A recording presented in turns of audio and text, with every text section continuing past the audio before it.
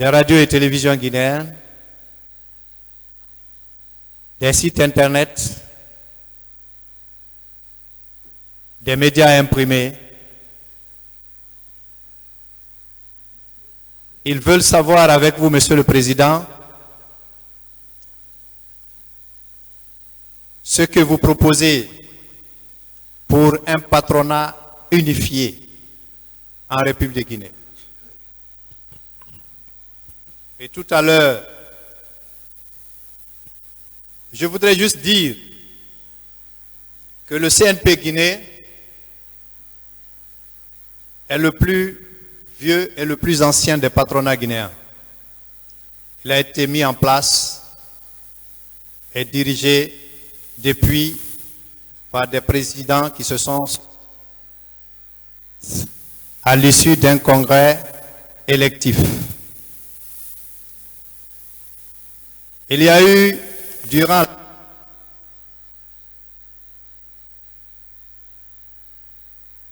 la tenue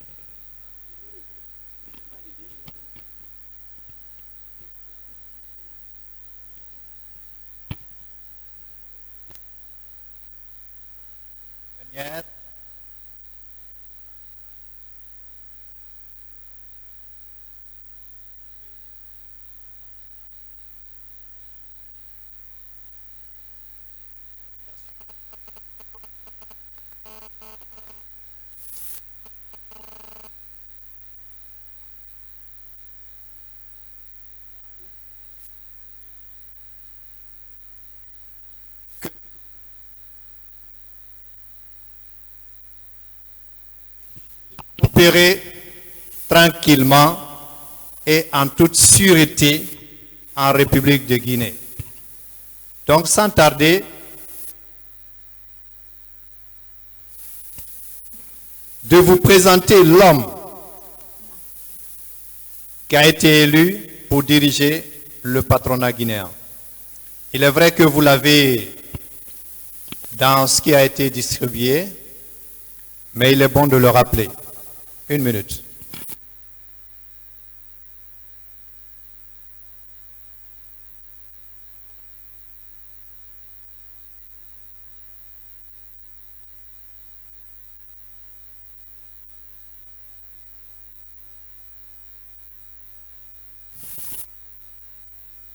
Ouais. Ok.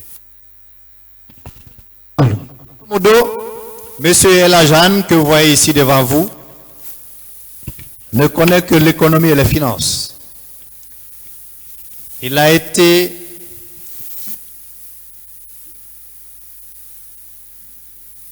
coaché par son père, Feu Elhaj Galéan.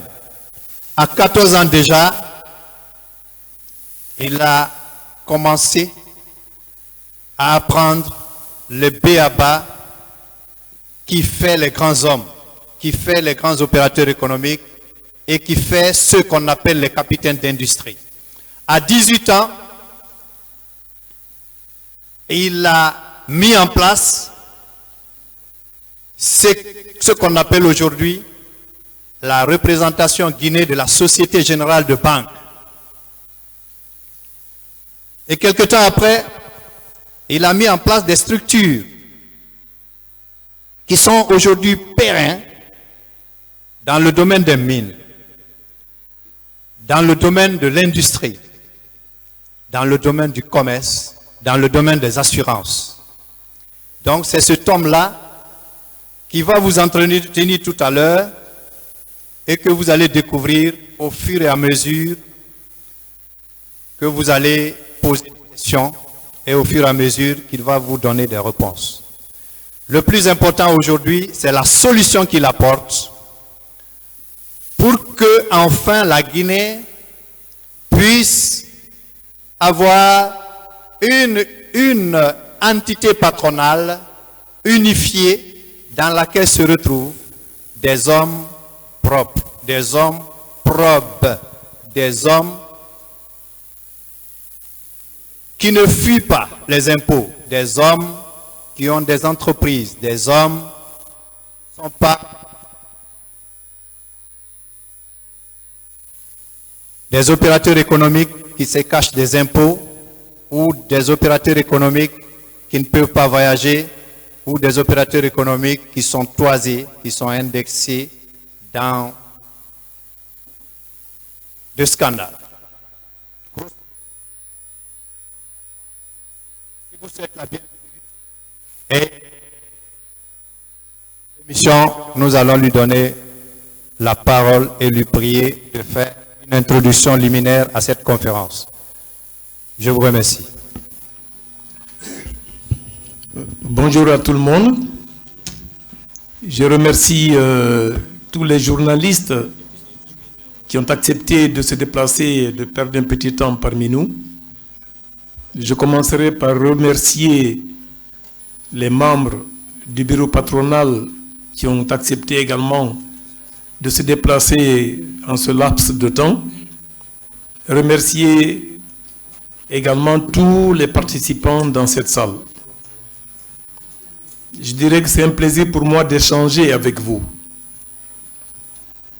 Je vous dirai d'entrée de jeu que je me réjouis et remercie le gouvernement d'avoir eu l'oreille tendue, d'avoir accepté ce que nous avons demandé lors des concertations entre le gouvernement actuel et le secteur privé, ce qui a abouti aujourd'hui à la mise en place de la Chambre de commerce. Nous estimons que c'est le même processus qui continue et nous allons vers la mise en place d'un patronat unifié, de façon inclusive, sans aucune exclusion, qui permet de réunir tous les composants du secteur privé guinéen. Je voudrais me présenter et parler d'un petit résumé qui concerne un peu mon parcours. Je suis El Hadj Mohamed Habib Anne. Je suis un opérateur économique qui a commencé ses activités à très bas âge. J'ai eu l'honneur et le grand privilège d'être managé et assisté par mon feu père, El Hadj Boubacar Anne, qui a été dans son temps avec ses collègues les bâtisseurs du patronat guinéen. Le Conseil national du patronat guinéen est une institution patronale qui a bénéficié de leur implication effective, ce qui conduit aujourd'hui à la continuité de cette activité. Je dirais également qu'il y a des collègues à lui qui sont actuellement parmi nous. El Hadj Mamadou Bobo, le pays connu, qui a été l'un des initiateurs pour la mise en place du patronat guinéen. Ce patronat, le Conseil national du patronat guinéen, a été présidé durant près de 7 ans par mon feu El Hadj Boubacar Anne. C'est à la suite de la même passée que El Hadj Mamadou Silla est devenu le président du patronat guinéen, qui est un ami d'enfance, qui a fait ses premiers parcours avec moi.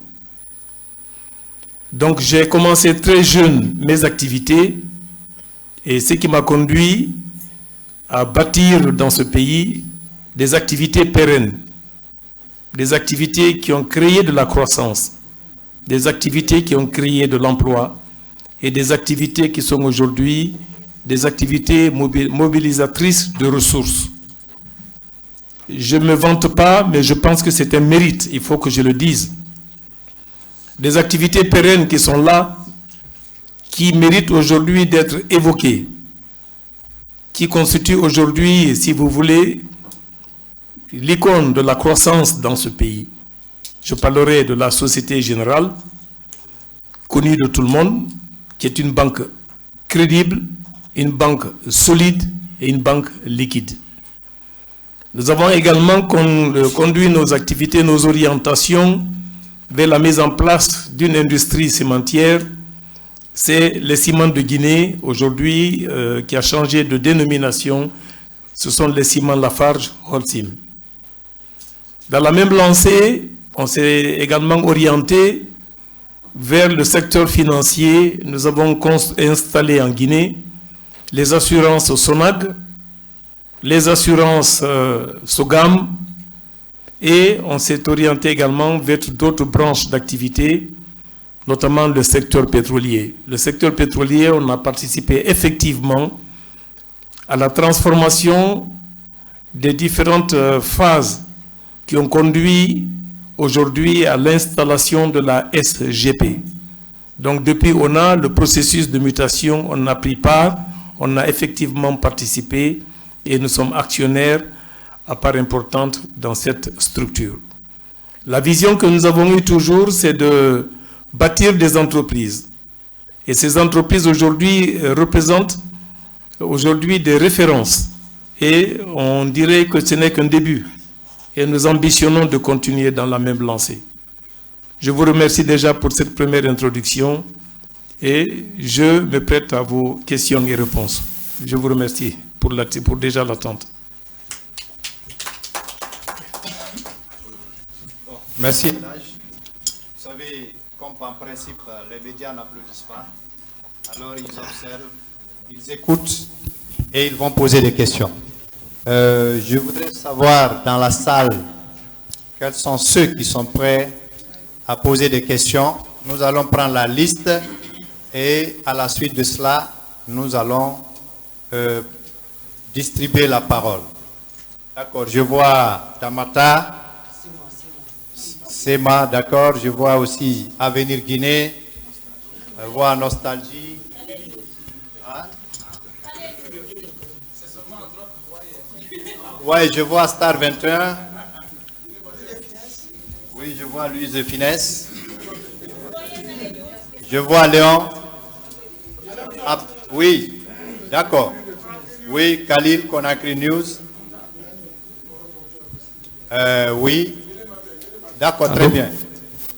Donc, Elage, avec votre permission, nous allons commencer. On va commencer par Tamata. Vous êtes prêts? D'accord. Tamata, s'il vous plaît, votre question. Voilà, bonsoir tout le monde. Moi, c'est Abdoulaye Kabakamara, je suis journaliste à la radio Tamata. Alors, moi, ma question est de savoir, justement, en quelle qualité M. Anne se réclame président du CNP Guinée. Mais avec votre permission, j'ai le plaisir de répondre. Je dirais que j'ai été élu à la suite d'un congrès électif qui s'est tenu au Palais du Peuple, où il y a eu une participation massive des fédérations patronales membres du Conseil national du patronat guinéen. Cette élection, ce congrès s'est tenu dans des formes normales, dans les règles de l'art, et l'élection a respecté les textes des statuts et du règlement intérieur. J'ai été élu où on a enregistré une forte présence. Je dirais qu'il y a eu 29 fédérations patronales membres sur 38. Sur cette base, il y a eu donc une présence effective. Et lorsqu'il y a eu le scrutin, j'ai été élu à l'unanimité des membres présents. Il y a eu une composante d'un jury, composé comme l'exigent les statuts et le règlement intérieur, de doyen des âges et le plus jeune des membres. Je pense que le plus jeune doit être parmi nous, ce qui a conduit à une élection toute transparente. Et je me rappelle parfaitement qu'il y avait les médias. Je pense que vous tous qui êtes là, et je me sens et me réjouis de le rappeler devant vous tous, les médias étaient présents. Et parmi les présents, il y avait également les autres patronats qui étaient représentés par le PAG. Il y avait les représentants des institutions républicaines. Il y avait les autres corps, il y avait les avocats, il y avait les huissiers. Donc je ne peux pas rappeler tout de suite toute la composante. Et cette élection s'est passée au Palais du Peuple dans la plus grande transparence. Après qu'on ait médiatisé, qu'il y a eu des avis de convocation, toute la procédure a été régulière et validée. Il y a eu 4 candidats. J'aimerais bien le rappeler. Ces 4 candidats étaient l'ancien président par intérim, M. Sékou Cissé, je pense que vous verrez dans les dossiers sa lettre de constitution, sa lettre de candidature. Il a été candidat à cette élection. Il y a eu également El Hadj Dabo, président de la fédération patronale ou de la confédération patronale agriculture, élevage et pêche. Il y a eu également Madame Domani Doré, que vous avez tous connu, qui était également candidate. Elle était dans l'INTIC, dans l'informatique et tout ce qui s'ensuit. Et les élections se sont passées dans la convivialité, la transparence et dans la plus absolue des procédures légales. C'était exactement le 10 décembre 2016 au Palais du Peuple. Oui, si je me permets, c'est-à-dire que votre élection a eu lieu après qu'il y a eu... permettez. Allez-y.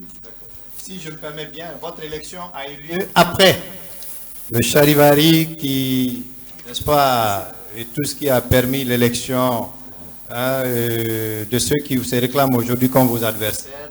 Cette élection avait été invalidée par voie judiciaire et cette élection n'a jamais été reconnue par l'organisation internationale affiliée aux Nations Unies, qu'est l'OIT. Donc ça veut dire que votre élection a eu lieu bien après cela. Comment cela s'est passé?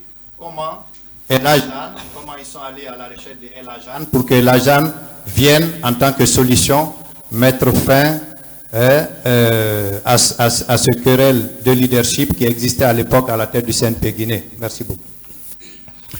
Mais je vous dirais que l'autre équipe, ce n'est pas des adversaires. Pour moi, c'est une incompréhension dans la vision de ce qui peut conduire le secteur privé guinéen à arriver à des solutions louables, des solutions pérennes pour le développement du secteur privé guinéen.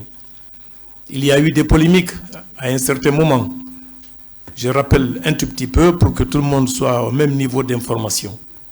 Le patronat guinéen était présidé par El Hadj Mamadou Sylla. À un certain moment, tout le monde le sait très bien, M. Mamadou Sylla s'est aventuré dans les activités politiques, ce qui conduit jusqu'à présent sa présence parmi les acteurs politiques de ce pays. Donc il y avait une incompatibilité totale entre les fonctions d'un président de parti politique et les fonctions d'un président de patronat.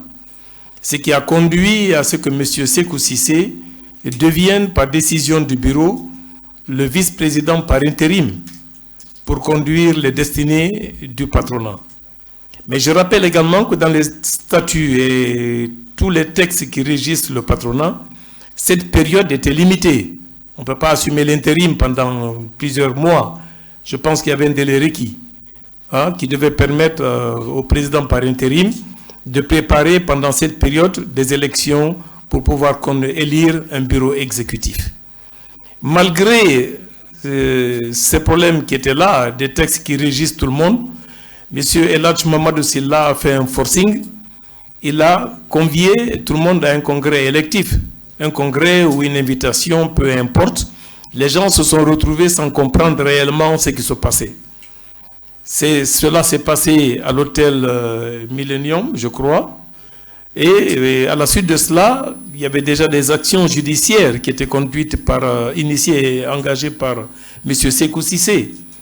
M. Sékou Cissé, qui avait la légitimité de gérer le patronat étant président par intérim, et qui s'est senti en dehors de la procédure légale engagée par El Hadj Mamadou Sylla, a esté El Hadj Mamadou Sylla devant les juridictions pour d'abord reconnaître et valider les prérogatives qu'il a et également confirmer l'incompatibilité de la présence de El Hadj Mamadou Sylla.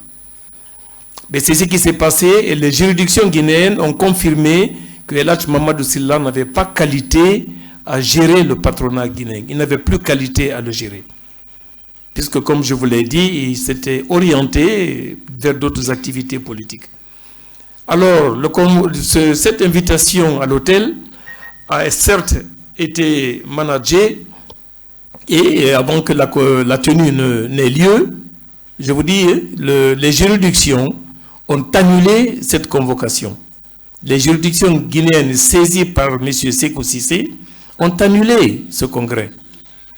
Ce congrès annulé, cela a été confirmé et de façon claire par le ministre d'État, Cheikh Sako, ministre d'État, ministre en charge de la justice et des gardes des Sceaux.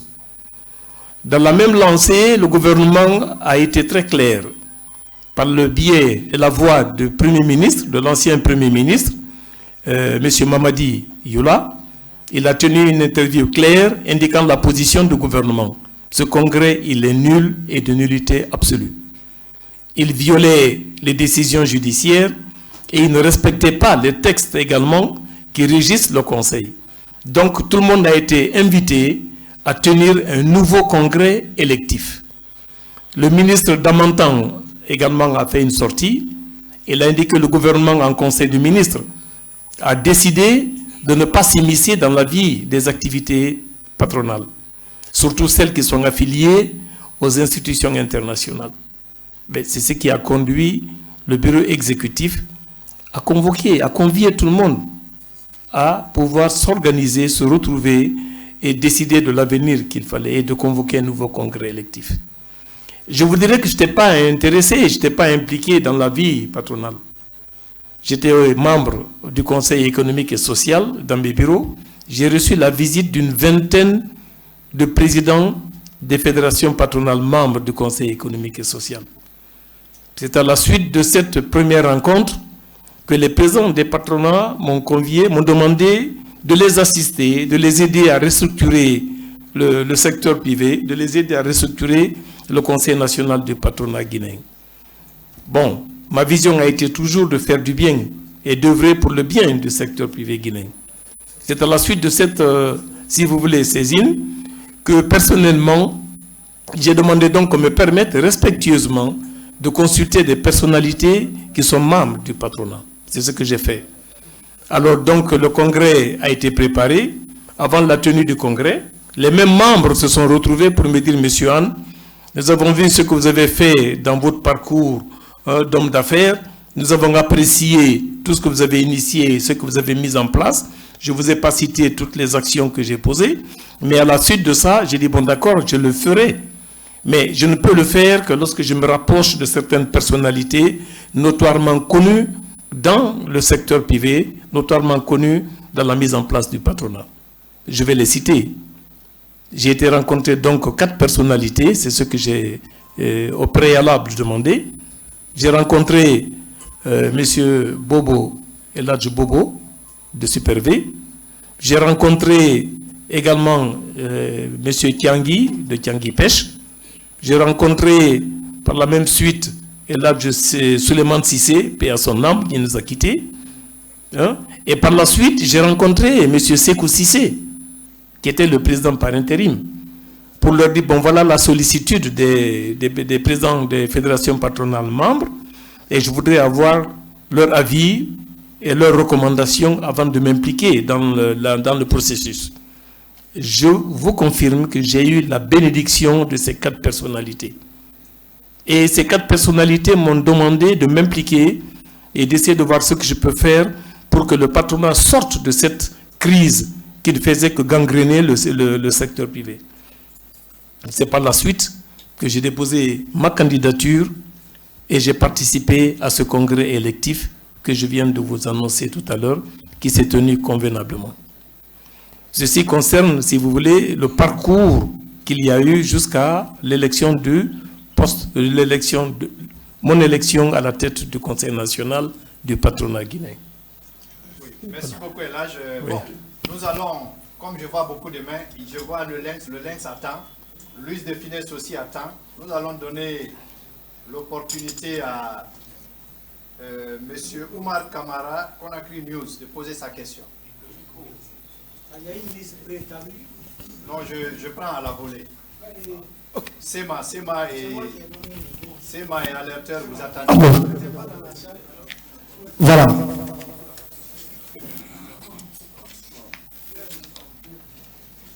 Après Sema. Posez votre question.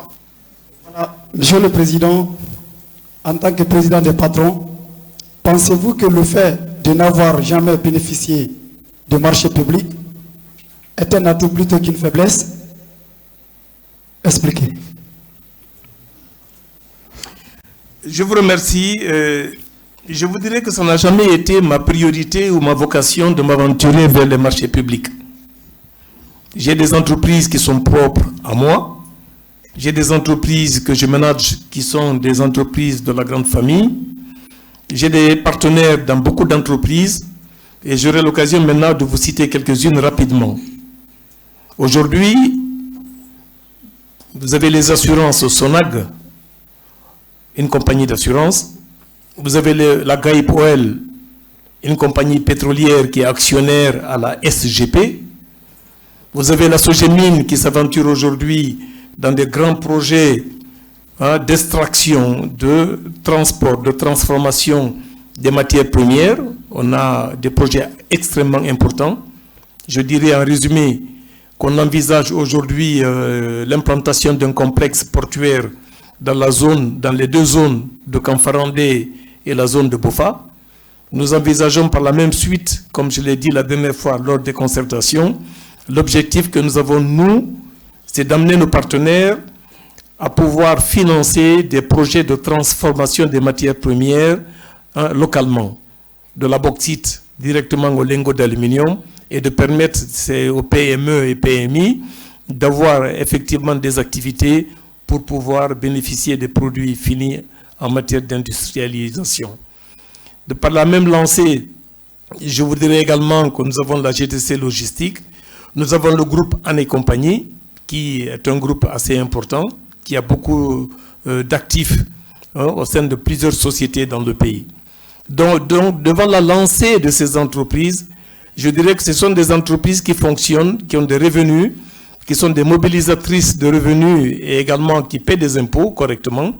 Et je n'ai pas eu vraiment l'ambition de m'aventurer vers des marchés publics parce que nous avons déjà de quoi faire. L'objectif qu'on avait, c'est de créer de l'emploi et développer nos activités. Okay, merci beaucoup. C'était Luis de Finesse et qui? Yaya du Lynx. Bon, Lynx, Yaya, après Luis de Finesse. Oui, après Mohamed Bari. Mohamed Bari se prépare et Diabaté de alerte.com. J'ai tout le temps de répondre à la totalité de vos questionnaires. Allez-y. Monsieur Yaya du Lynx.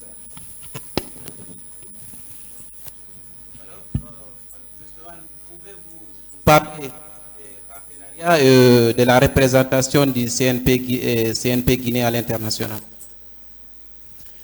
Voilà des actions qu'on a posées, des actions qui constituent pour nous aujourd'hui des acquis pour le Conseil national du patronat guinéen. J'ai déjà rappelé souvent lors de mes interviews passées, les acteurs du patronat guinéen doivent avoir une vision, une philosophie. C'est de ne pas instrumentaliser le patronat, de ne pas se servir du patronat, mais de servir le patronat. Depuis qu'on a été élu, nous avons posé des actes qui sont extrêmement importants. Je pense qu'aujourd'hui, qu'il y a une continuité, ce que nous souhaitons, tout le monde doit savoir que nous sommes arrivés à ce jour à tisser des relations extrêmement importantes. Nous avons ouvert un bureau à Paris. Je pense qu'aujourd'hui, c'est le centre d'affaires pour l'Europe et le monde entier. Ce bureau se trouve au 66 avenue des Champs-Élysées. Et nous avons un représentant qui est accrédité et des partenaires installés à Paris. Le représentant accrédité, c'est M. Diabaté, il est parmi nous, je crois. Il est là, il est parmi nous. Cela a été fait, il a été accrédité à Conakry. Nous sommes partis, on a vu le besoin de mettre un bureau à Paris. On l'a mis en place. Nous avons un bureau à Dubaï. L'accréditation est passée également dans les journaux, à travers les médias. Nous avons un bureau en Afrique centrale, en Ouganda, et nous projetons de continuer l'implantation du patronat à travers les pays qui sont des pays extrêmement importants et incontournables pour l'économie mondiale. Parlant un peu du bureau de Paris et des partenaires que nous avons, je rappellerai d'abord une chose, lorsqu'on a été élu, c'est là où l'idée est venue, c'est comment organiser le secteur privé, comment aider à participer à des activités en dehors de la Guinée, pas aller faire du tourisme. Nous avons beaucoup de nos amis ici qui partent à certains forums et puis il n'y a pas de suite. Ce n'est pas ce qui importe. Ce qui importe, c'est d'avoir des dossiers préétablis, avoir des partenaires avec lesquels, lorsqu'ils sont là, ils peuvent avoir des B2B et ces partenaires ils peuvent finaliser des accords. Donc, nous avons estimé que la diaspora guinéenne vivant à l'étranger a besoin d'avoir un guide, a besoin d'avoir une assistance. Le bureau de Paris est en train de travailler actuellement pour que la diaspora puisse investir en Guinée, qu'elle ne soit pas complètement isolée en dehors de la Guinée. Ce n'est pas de la politique, nous sommes des économistes, nous sommes des hommes d'affaires. Ce qui importe pour nous, c'est d'avoir des obligations de résultat. Il faudrait que les Guinéens vivant à l'étranger puissent déjà avoir une structure locale, d'abord une représentation à Paris, et une structure locale qui permet de veiller sur des projets d'investissement qu'ils auront dans le pays. Donc c'est l'une des motivations qui nous a amenés avec des bailleurs de fonds et l'une des banques locales de la place, que je me réserve de nommer, qui peut accepter de financer des projets d'investissement et pour la création des PME, PMI à travers nos partenaires, à travers plutôt la diaspora guinéenne de l'étranger. Ça, c'est un premier élément qui nous a motivés. Le second, au lieu toujours d'envoyer une vingtaine, une cinquantaine de personnes de la Guinée vers certains pays européens où il y a des forums qui se tiennent, le bureau de Paris va élargir sa mission pour avoir des antennes un peu partout en Europe, ce qui les conduirait plus tard à pouvoir participer au forum, tisser des relations étroites et d'intérêt pour les Guinéens et ressortir par cela des projets de développement importants pour le pays. Donc nous avons aujourd'hui ces différents bureaux qui sont installés. Parlant des participations, je pense que tout le monde a suivi en 2017 le premier forum pour lequel on a eu des investissements et des participations effectives. C'est le forum qui s'est tenu en Turquie. Le forum qui s'est tenu en Turquie de façon précipitée, nous, au niveau du Conseil national du patronat guinéen, nous avons financé le déplacement de 23, si j'ai bonne souvenance, de 23 fédérations patronales membres pour aller participer au forum qui s'est tenu à Dubaï. On les a assistés, on a monté des dossiers, nous avons mis une commission technique qui a travaillé sur tous les projets qu'il y avait, organisé des B2B à Dubaï. Et lorsque cela a été fait, nous avons mis en place une commission de suivi. Ce qui a permis, malheureusement, c'est ce qui ne se fait pas le plus souvent chez nous, ce qui a permis de finaliser des marchés, des contrats importants. Et pour ne pas rappeler tout le parcours durant des années, pour l'année 2021, nous avons participé à l'un des projets, à l'un des forums les plus importants qui s'est tenu en France, c'est l'IPM de Longchamp. L'IPM de Longchamp, le Conseil national du patronat guinéen s'est fait représenter. Nous avons été parmi les structures qui se sont installées, qui ont participé activement à ce forum. Il y a eu une vingtaine de participants venant de la Guinée. Et à cette occasion, nous avons participé parmi ces partenaires qui étaient là. Il y avait près de 2000 employeurs, 2000 entreprises étrangères, 2000 entreprises étrangères internationales qui étaient là, qui ont pris part à ce forum. Il y avait près de 500 banquiers internationaux. Et qu'est-ce qu'on a fait? C'est de valoriser le potentiel guinéen, d'expliquer le besoin de tisser des partenariats solides et d'avoir des relations de partenariat gagnant-gagnant. Et à travers ça, nous avons été beaucoup plus loin. On a essayé d'expliquer que le besoin actuel, c'est d'arriver à mettre en place un nouvel ordre économique pour l'Afrique. Ce qui permettrait de transformer la matière première localement ici. Et Dieu seul sait que le potentiel que la Guinée aujourd'hui enregistre en matière de ressources minières. Donc, je dirais que là, nous avons des implantations qui sont là. C'est un acquis pour le patronat guinéen. C'est à la suite de cela. Nous avons mûri la question. Nous avons des relations avec le groupe Global Alliance, PME. Nous avons pris des contacts avec le MEDEF, la direction générale de MEDEF à Paris. Nous avons pris contact également avec FPI, c'est une fondation dirigée par son Excellence, Monsieur le Premier ministre, Jean-Pierre Raffarin. Et à travers cela, nous avons mis en place le think tank.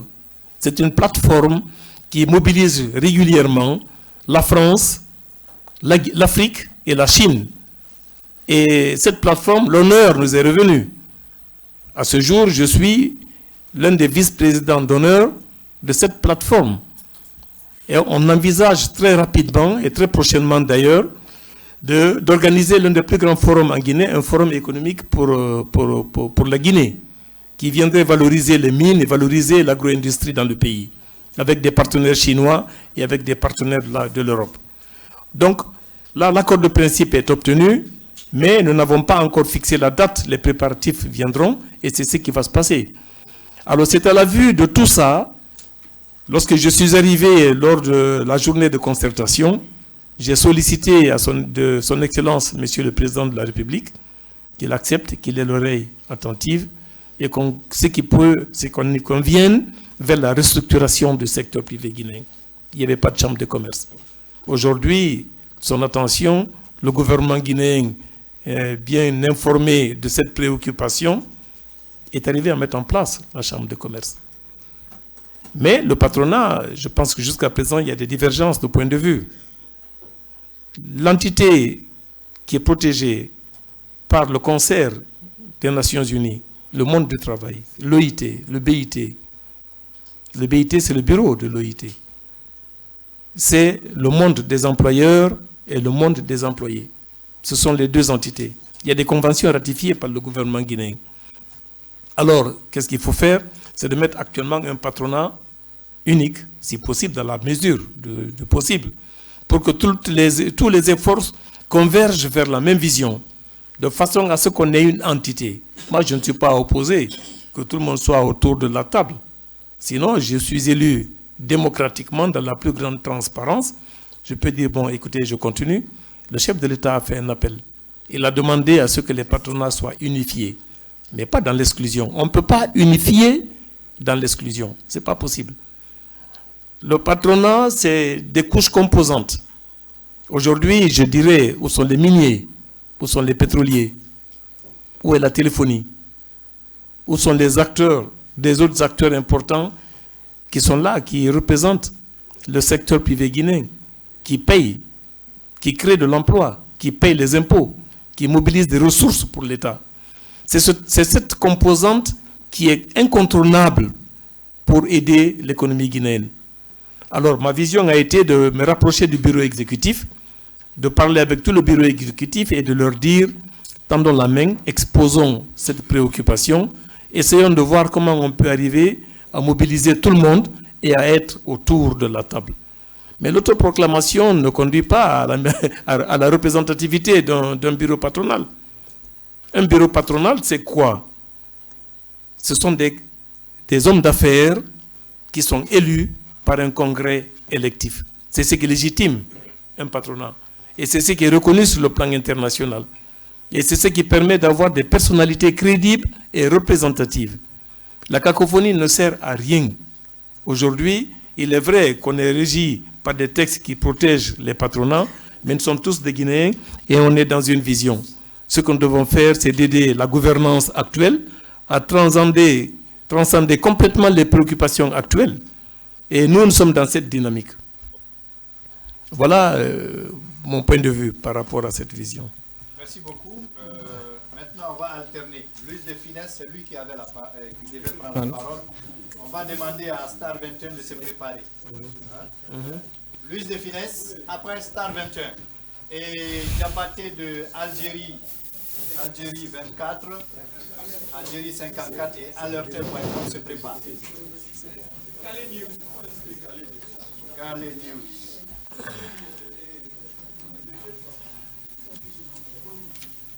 Non, ne vous inquiétez pas, chacun aura la parole.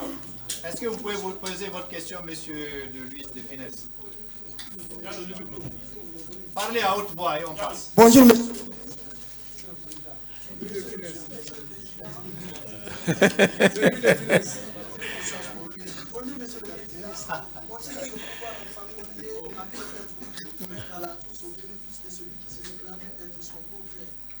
À l'occurrence des capacités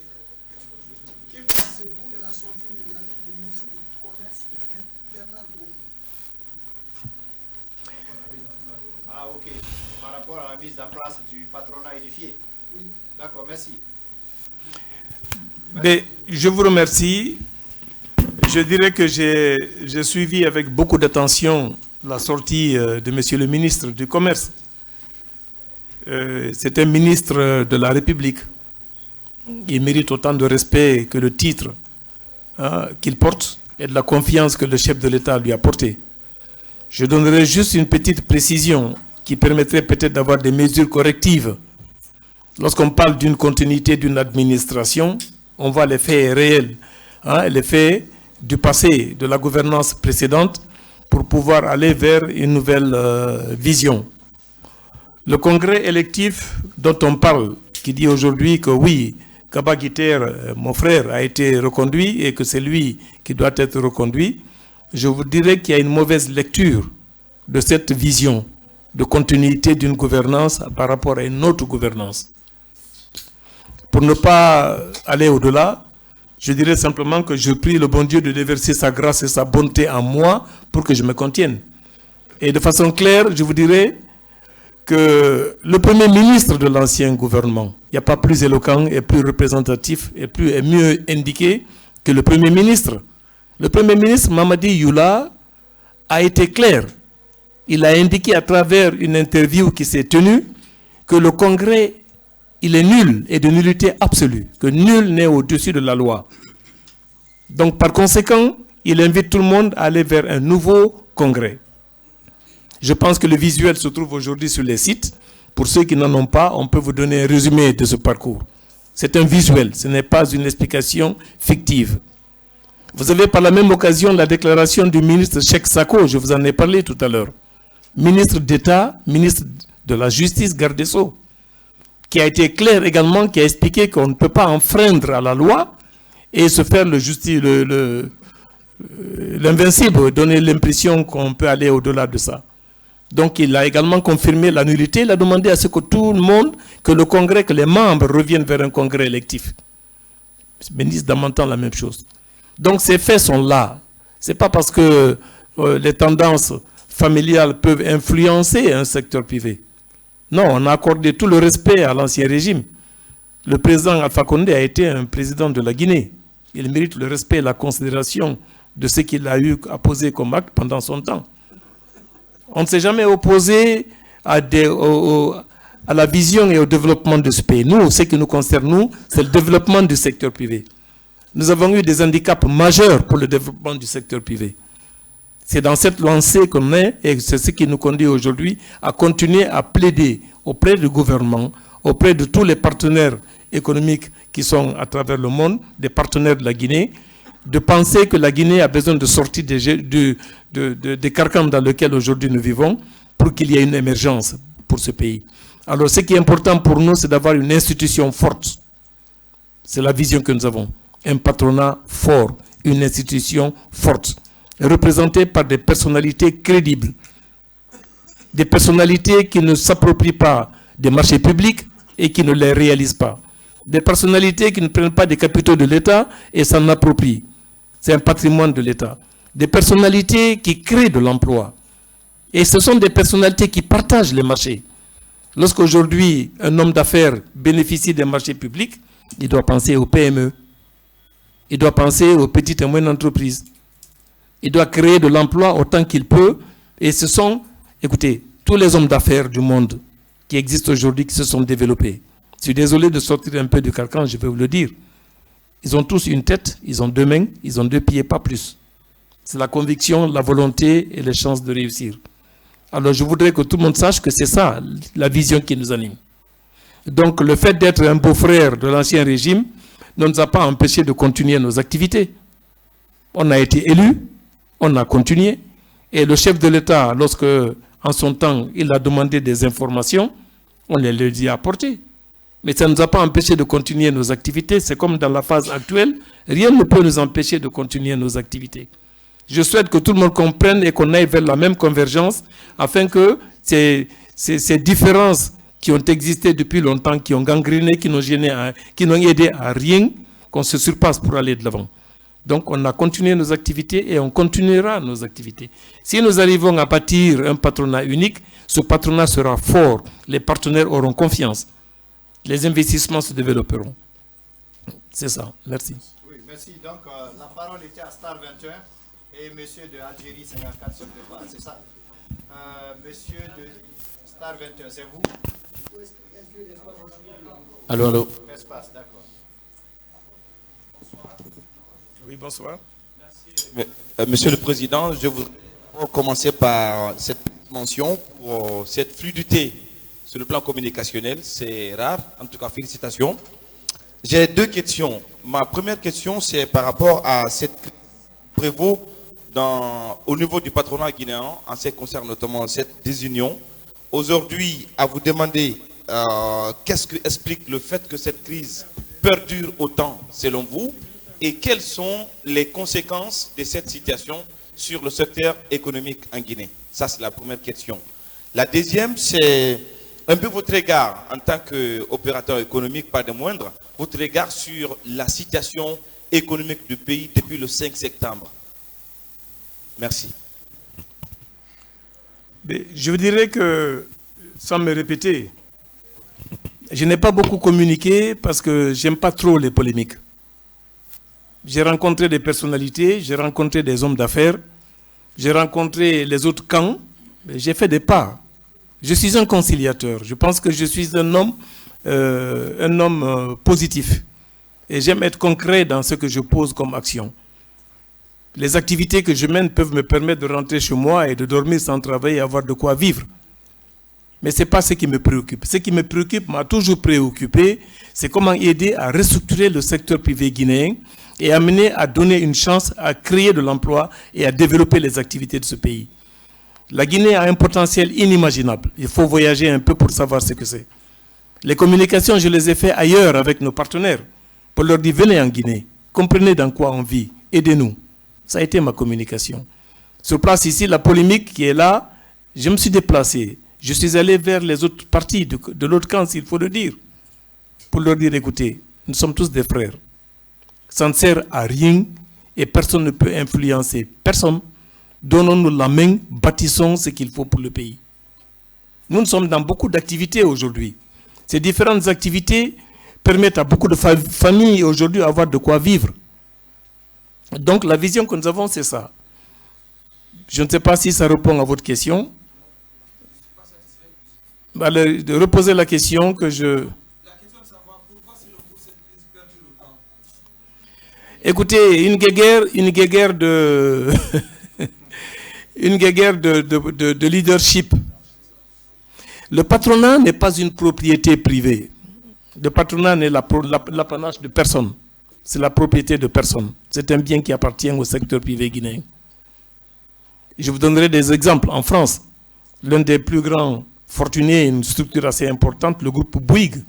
Ce n'est pas parce qu'il crée des activités importantes qu'il est d'office le président du patronat. Le patronat, c'est une question de leadership qui peut aider à défendre les intérêts du secteur privé guinéen, qui est constructif par rapport à cela. Lorsqu'on se dit non, c'est M. Anne, il ne faut pas qu'il soit aujourd'hui patron du CNP en Guinée, mais je n'ai jamais mis en exergue ce que je vaux et ce que je représente. Et combien de fois ça pèse sur l'économie nationale. Non. De par éducation, on nous disait le plus souvent depuis notre bas âge, un serpent vit caché. C'est dans cette culture que j'ai grandi. Aujourd'hui, je pense que j'ai un pesant d'or. Cette incompréhension, c'est ce que je l'ai toujours qualifié, aujourd'hui conduit les gens à s'imaginer que lorsque M. Anne est à la tête de la présidence, c'est une perte pour d'autres. C'est peut-être un acquis, c'est ça la vision qu'il faut. Il faudrait que les gens comprennent, que ce soit M. Anne ou M. Diallo ou M. Barry, le patronat reste le patronat. D'ailleurs, il faudrait qu'on arrive à restructurer pour qu'on ne s'éternise pas à la tête du patronat. Le patronat doit avoir des règles à respecter. C'est parce qu'on n'arrive pas à respecter ces règles qu'aujourd'hui on se retrouve dans une cacophonie. Sinon, c'est des congrès électifs à des périodicités qui sont déterminées, qui peuvent conduire à l'élection d'un bureau ou à des changements de gouvernants. Regardez aujourd'hui, je suis heureux de vous le dire, quel est le patronat qui a investi près de 4 à 5 millions de dollars pour bâtir ce bâtiment, aménager ces salles, mettre sur place la logistique nécessaire pour le secteur privé guinéen. Rien que pour le secteur privé guinéen. Nous envisageons de mettre en place la maison de l'entrepreneuriat. C'est déjà très avancé. Ça devient la maison du secteur privé guinéen. Nous allons conduire plus tard à la formation des jeunes, de façon à ce qu'ils soient des chefs d'entreprise. Qui l'imagine? Nous allons finalement arriver à avoir la main tordue auprès du gouvernement pour que les jeunes entrepreneurs qu'ils aient une part de marché dans l'octroi des marchés publics. C'est le rôle du patronat. Le patronat, c'est le défenseur du secteur privé. C'est comme le syndicat des employeurs, des employés plutôt. Donc la cacophonie là va pour des raisons personnelles qui n'ont pas de sens. On ne veut pas me voir en peinture comme si je suis en train de m'approprier d'un bien qui appartient à quelqu'un. Le patronat est à la portée de tout le monde. Je pense que c'est une mauvaise lecture de ceux qui aujourd'hui vivent au niveau du patronat. Tout le monde peut se donner la main. Chacun a une branche d'activité précise. Chacun se développe dans une branche d'activité précise. Et c'est, si vous voulez, la convergence de tout cela qui peuvent conduire à la mise en place d'un bureau. Oui, merci beaucoup, monsieur le Oui. président. Nous allons donner la parole au correspondant de Algérie 54 et de alerte.com. Oui. Monsieur Diabaté, c'est ça? Il faut l'aider avec le micro. Vous parlez plus fort, c'est bien. Allô? Bonjour, monsieur. Oui, bonjour. Je m'appelle Diabaté Moussa, j'ai la salle de 3 pays, la Guinée, le Sénégal et la Mauritanie, au compte de l'un des plus grands quotidiens Maghreb, Algérie 54. Oui. Ah bon? Relative au bicéphalisme au sein de CNP. Je vous pose. Il faut l'aider pour le micro, s'il vous plaît.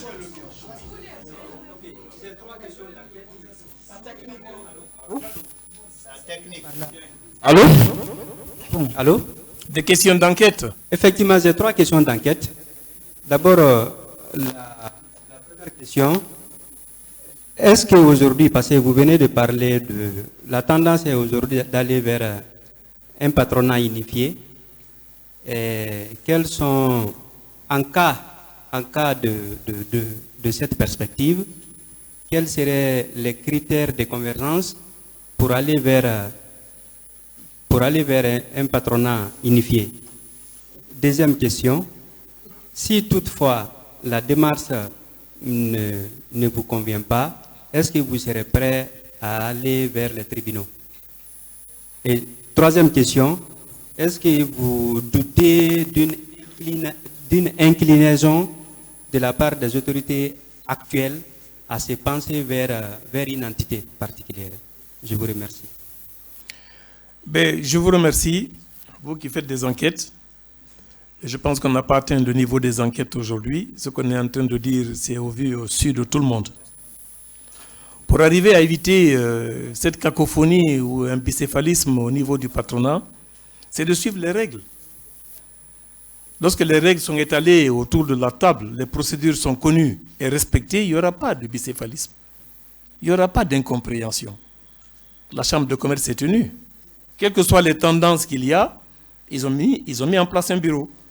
Mais je ne suis pas au-dessus de la loi. Et je pense que mon bureau exécutif ici présent ne veut qu'accompagner le chef de l'État. Qui est le meilleur président, le meilleur tribunal aujourd'hui? C'est le chef de l'État, son Excellence. C'est vers lui que nous nous retournerons lorsque nous trouverons que les procédures n'ont pas été respectées.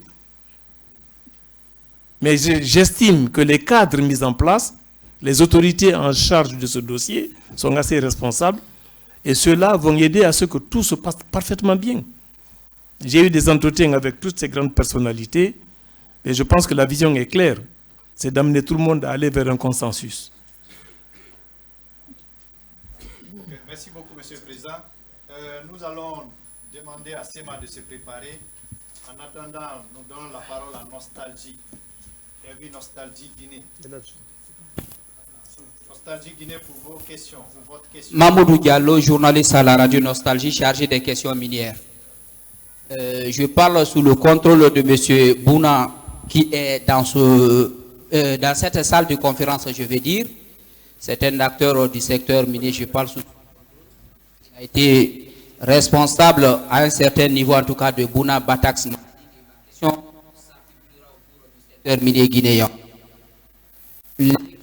avez en face de qui est dirigé par M. Ansouman Kaba Guiter, est un acteur qui intervient aujourd'hui dans le secteur minier à travers Guiter Mining et dans le secteur des travaux. Je souhaiterais savoir, à travers lui, qu'est-ce que les acteurs du patronat ont pu bénéficier dans le secteur minier quand on parle surtout du contenu local dans le secteur minier guinéen. Merci. Et s'il y en a, je souhaite...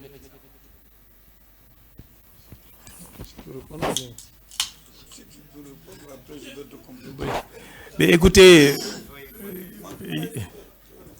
on ne peut pas être plus royaliste que le roi.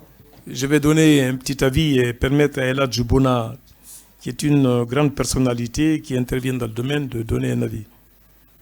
Je voudrais que nous nous battons pour que le contenu local se développe, soit développé parfaitement, et que les chaînes de valeur dans toutes les branches productrices soient bénéficiaires également des marchés, des marchés publics ou des marchés des entreprises privées.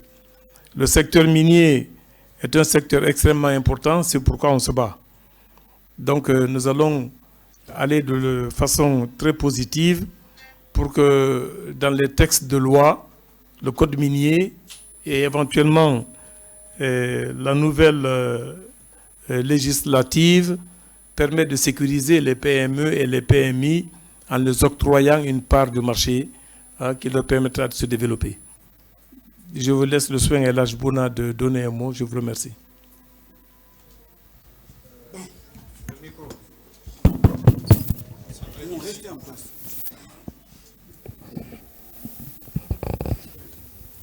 Bon, écoutez très bien. Je pense que votre question, elle est un peu pertinente, mais je suis venu aujourd'hui parce qu'il faut être là, je ne suis pas trop portant.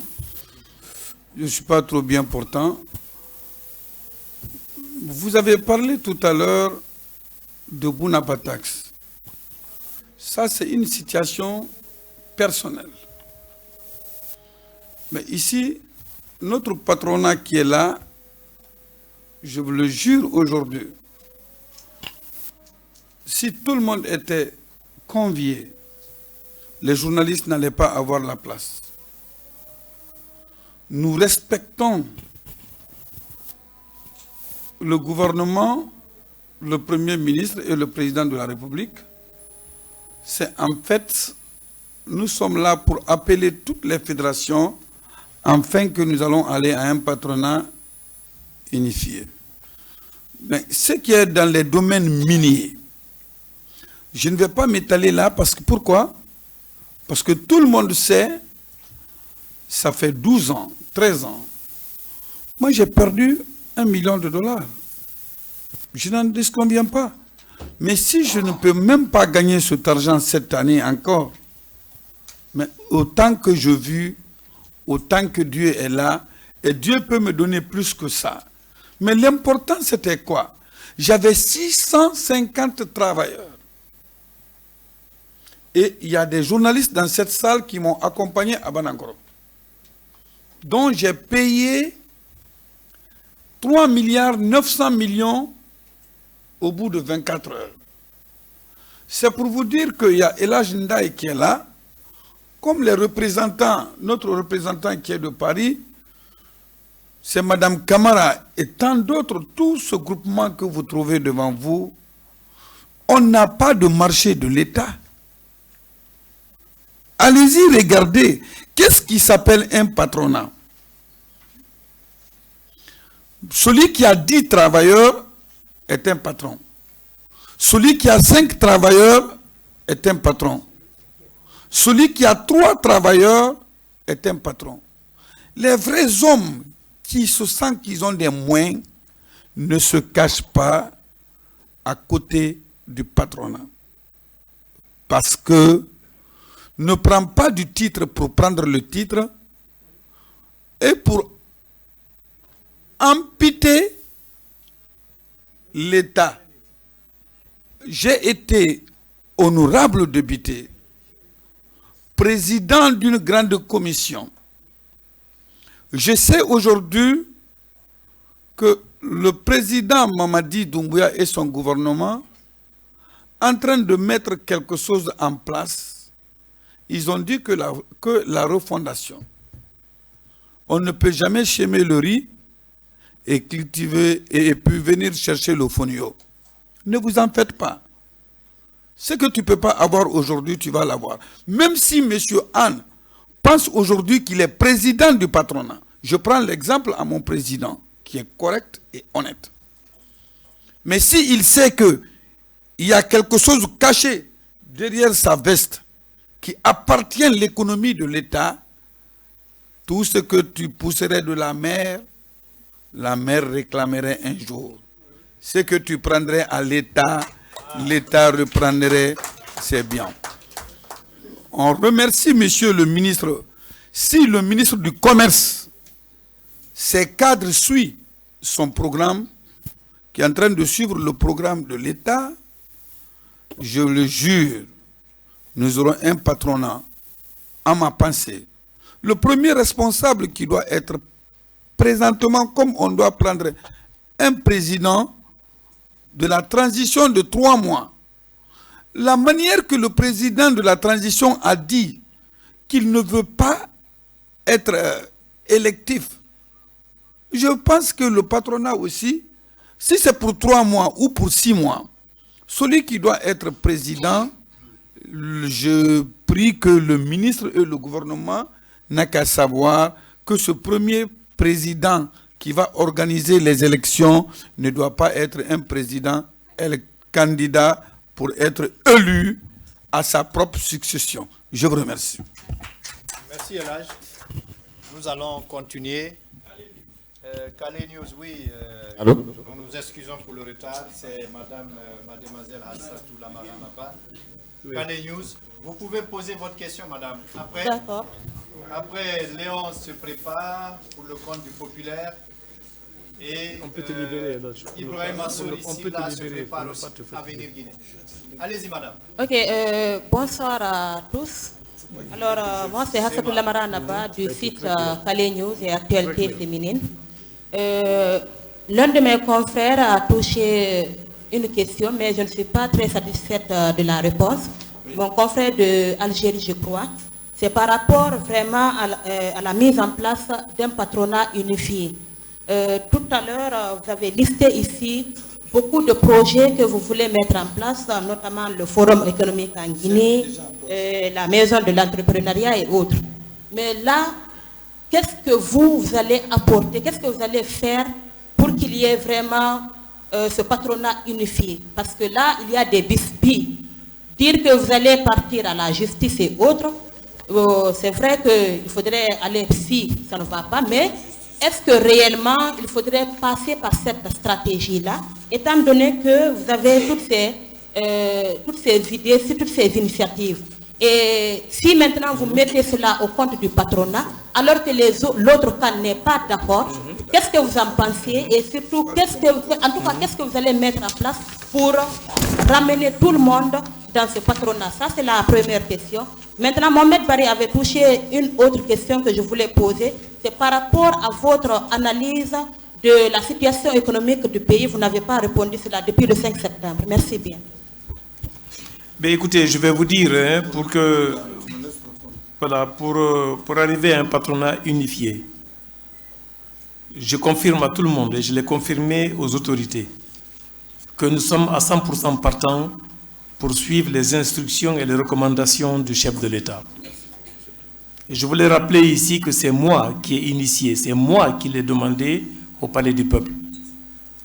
Lors de la concertation, j'étais avec beaucoup de cadres qui sont plus ou moins présents. J'ai demandé au chef de l'État que son arrivée, leur arrivée, vraiment c'est une providence. On remercie le bon Dieu. Et j'ai également demandé qu'on arrive à restructurer le secteur privé. Mais mes recommandations ont été de ne plus accepter d'instrumentaliser le secteur privé et de ne plus accepter de le politiser.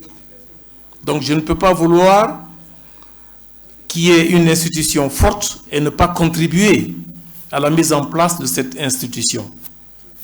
Nous voulons que tout le monde soit ensemble. Nous sommes tous des frères guinéens. Tout le monde est lié. Étant donné que nous avons cette vision, je vous le confirme, j'étais avec les autorités. J'ai confirmé que nous sommes tout à fait disponibles. Il ne faut pas qu'on interprète mal. La lancée qui était partie au départ, on n'a pas été d'accord, certes. Parce que nous souhaitons que ça ne soit pas une partie, que ce soit une partie qui représente le secteur privé. Nous souhaitons, premièrement, qu'il y ait une réconciliation de la maison du secteur privé.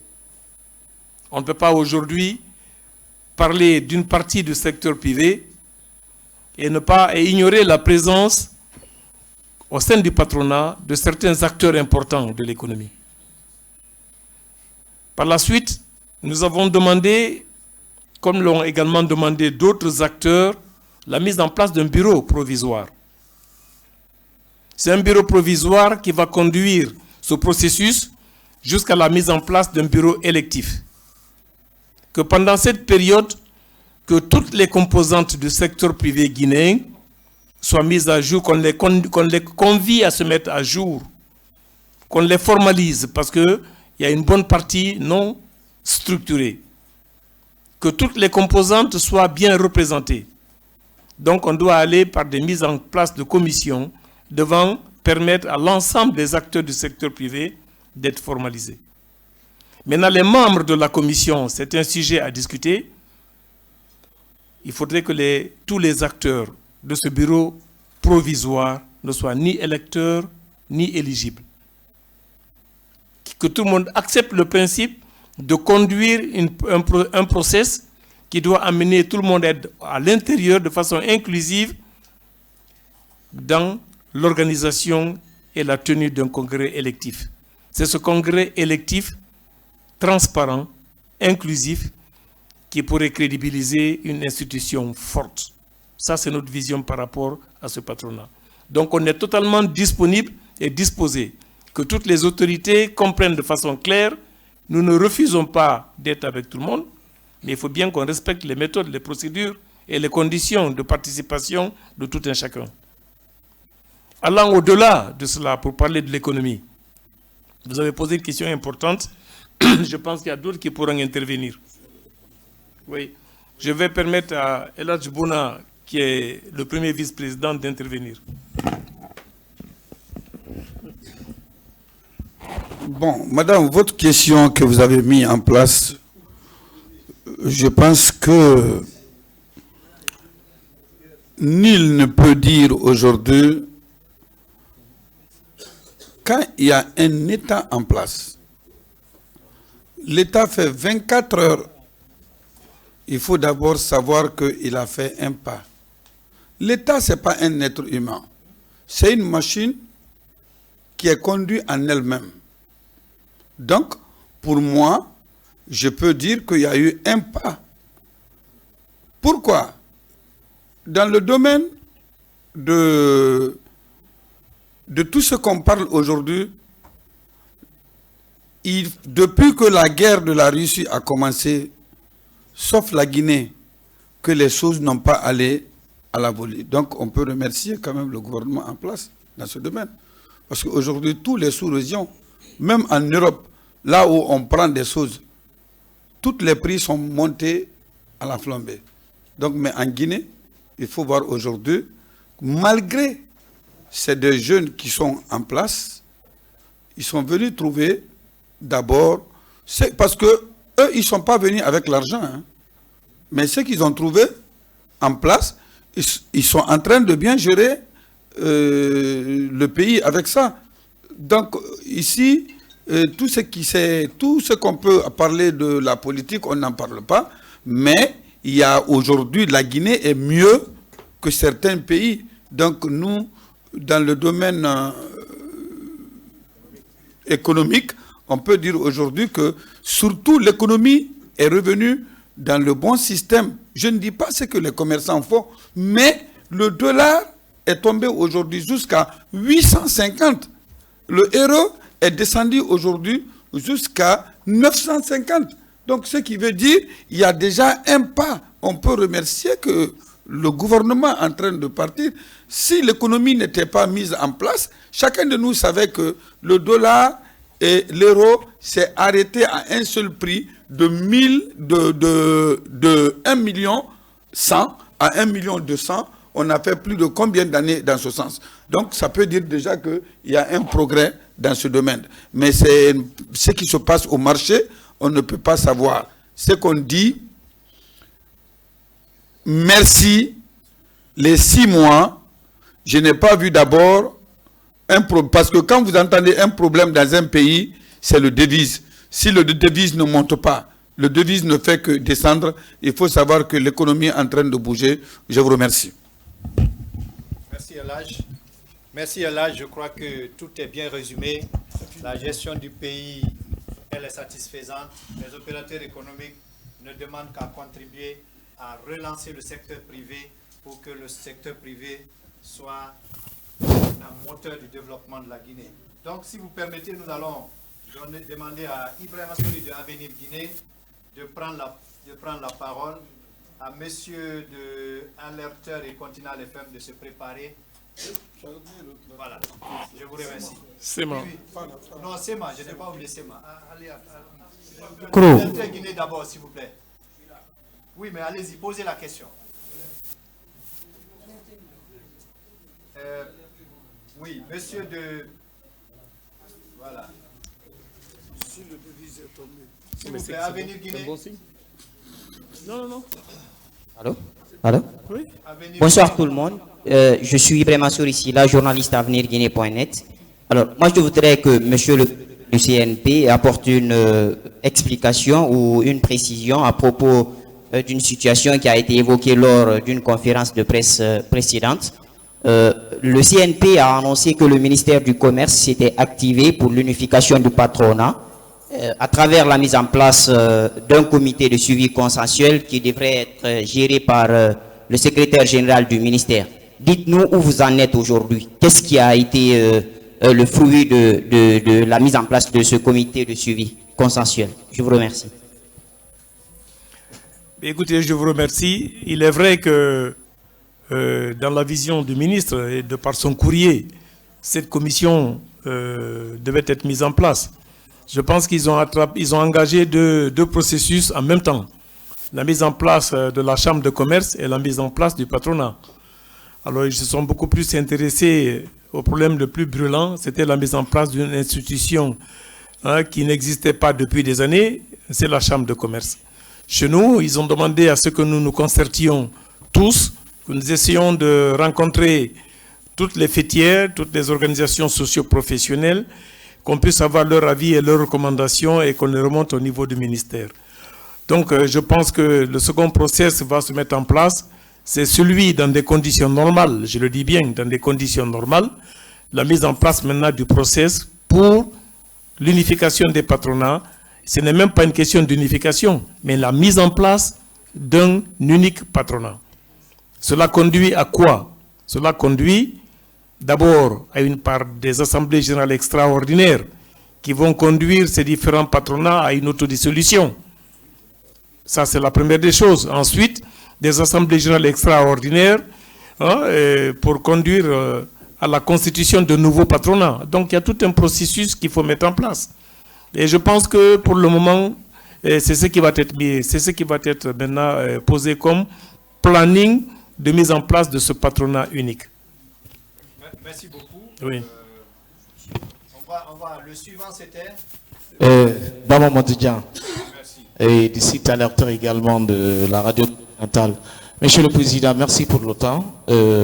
J'ai deux questions. La première, c'est pour vous. La deuxième, c'est pour Monsieur Cheikh Mohamed Diabaté, le patron de GTD de Paris. Je vais commencer par mon ami, M. Diabaté. Et vous qui êtes au niveau de Paris, dites-nous réellement, malgré tout ce temps de bicéphalisme, nous parlons de division au sein du patronat, comment se portait le point focal de Abiban du côté de Paris? Est-ce que vous étiez la représentation crédible et en un mot, les activités que vous avez pu mener et avec les partenaires depuis Paris? Ça, c'est pour M. Diabaté. Et Monsieur le Président, demain, les assises vont débuter, les assises nationales vont débuter dans ce pays. Et c'est une plateforme de réconciliation, de se dire la vérité. Également que les Guinéens se regardent en face afin de construire un nouvel avenir pour la Guinée. Et il y a ce bicéphalisme qui existe entre vous. Est-ce que M. Anne, vous serez demain au niveau de cette réconciliation, au niveau de ces assises? Et si oui, vous venez avec quoi dans la main et est-ce que vous êtes disponible? Je vous remercie. S'il vous plaît, je voudrais faire une mise au point. Nous sommes ici avec des opérateurs du secteur privé. Je voudrais qu'on s'en tienne au thème qui est intitulé « Pour un patronat unifié en Guinée ». Il ne faut pas qu'on déborde beaucoup, c'est pourquoi les questions concernant les ordres politiques là, je voudrais qu'on laisse tomber. Vous avez demandé à M. Diabaté qui représente le CNP à Paris de vous dire quelles sont les activités qu'il a pu dérouler et au besoin qu'est-ce que la Guinée peut attendre de la représentation CNP de Paris. Merci beaucoup. M. Diabaté, avec votre question. Bon, bonjour à tous. Avant tout, je me présente, je m'appelle Cheikh Mohamed Diabaté. Aujourd'hui, je suis le vice-président du CNP en Europe, plus précisément à Paris. Nous avons un bureau là-bas. Le CNP de Guinée de M. Habib Anne aujourd'hui travaille avec Global Alliance qu'on appelle PME. C'est GAM PME à Paris. Nous avons un bureau déjà qu'on a mis en place sur l'avenue 66 avenue Champs-Élysées. Aujourd'hui, le CNP Paris a signé avec Global Alliance mettre quelque chose qui est très important pour l'Afrique, plus précisément pour la Guinée, qu'on appelle Think Tank, c'est-à-dire France, Chine, Europe, Afrique. Aujourd'hui, M. Anne est l'un des vice-présidents de cette association qui est mise en place là-bas. Nous avons participé aussi à l'IPM qui vient de passer 2020, qui s'est passé à Longchamp, à Paris-Longchamp. C'était fait le 9 septembre 2020. Nous avons été honorés par pas mal des investisseurs, il y avait des banquiers. Nous avons été assistés par Global Alliance PME qui est représenté par Xavier Michon, Lingba, qui est aussi mon président parce que je suis leur délégué honoraire en Afrique. Je peux dire tout simplement qu'aujourd'hui, M. Anne a mis beaucoup de choses en place en France et en Europe plus précisément pour pouvoir aider les secteurs privés en Guinée. Aujourd'hui, le CNP en Europe, nous avons aussi 2 bureaux en place et nous sommes en train de travailler beaucoup pour pouvoir aider surtout les PME qui sont pas aussi forts comme les autres entreprises. Et je pense très bien que nous avons une avance très très large par rapport à les autres. Merci. C'est bon. Vous avez vu que la représentation Paris Travail, elle a déjà participé à plusieurs événements et c'est à partir de Paris également qui est le carrefour mondial des affaires que le forum qui se prépare va avoir ses pieds. Et c'est important pour la Guinée. Moins de politique, beaucoup de travail, beaucoup d'emplois. C'est ce qui permet, n'est-ce pas, au pays d'avancer. Donc on va laisser la parole aux représentants de Espace et SEMA se prépare. Aux représentants de Espace, s'il vous plaît. SEMA se prépare. Messieurs de Afrique Quotidien aussi se prépare. Espace, vous pouvez parler, s'il vous plaît. Allez-y, posez votre question en direct. Bonsoir à tous. On ne vous entend pas, s'il vous plaît.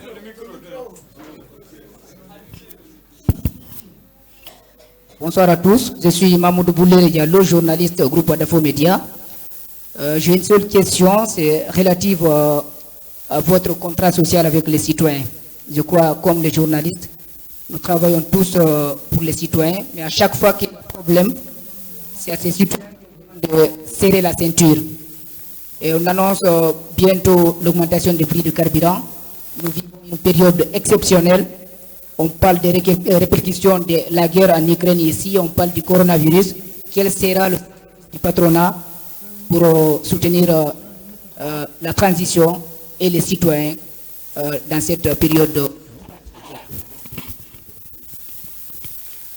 Je vous remercie. Je pense que c'est un sujet qui a été en grande partie répondu par le vice-président, Eladj Bouna, mais je vous dirais simplement que l'économie mondiale, on n'est pas responsable des flambées ou de ce qui se passe à travers l'économie mondiale.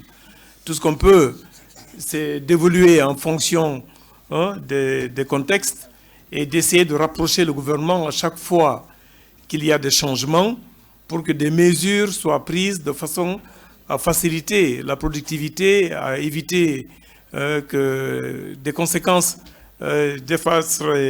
difficiles influencent les activités du secteur privé.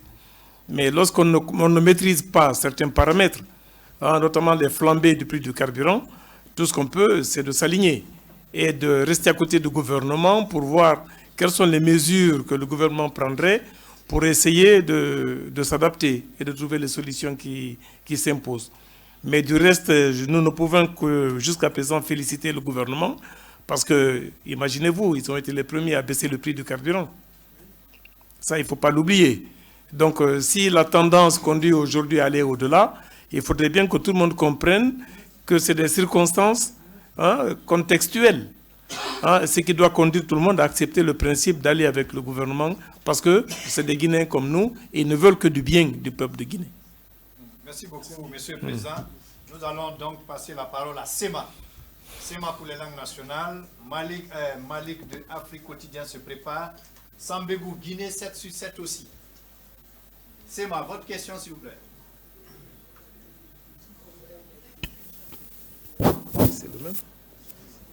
Bonsoir. C'est moi, Katrouma Kamara, de la radio Atlantique FM. Monsieur le Président, nous avons suivi avec beaucoup d'attention votre exposé, votre communication. D'abord, nous commençons personnellement, moi, à vous remercier et remercier votre groupe parce que depuis des années, nous parlons du patronat guinéen. Mais le cadre qui sert à cette conférence de presse, c'est un cadre particulier. Nous vous remercions pour ça. La seconde chose, Monsieur le Président, moi je suis un peu confus dans ma tête, je suis dans le dilemme. Vous dites souvent, et c'est que c'est d'ailleurs passé au Palais du Peuple devant nous, vous avez été élu légalement président du patronat guinéen. Mais ce qu'on ne comprend pas, c'est qu'un président qui réclame toujours l'unification du même patronat, ça je ne comprends pas. Vous êtes président, mais vous êtes ouvert aussi à l'unification. Première question. Deuxième question, je voudrais savoir qui est patron, qui ne l'est pas. Celui qui crée de l'emploi, c'est lui un patron ou celui qui reçoit, celui qui gagne des marchés de l'État. Parce qu'en Guinée, tout le monde s'est dit, je suis patron, patron. Ça, je ne comprends pas. Qui est patron? Celui qui crée l'emploi ou celui qui a des marchés de l'État, c'est lui qui est patron. Merci.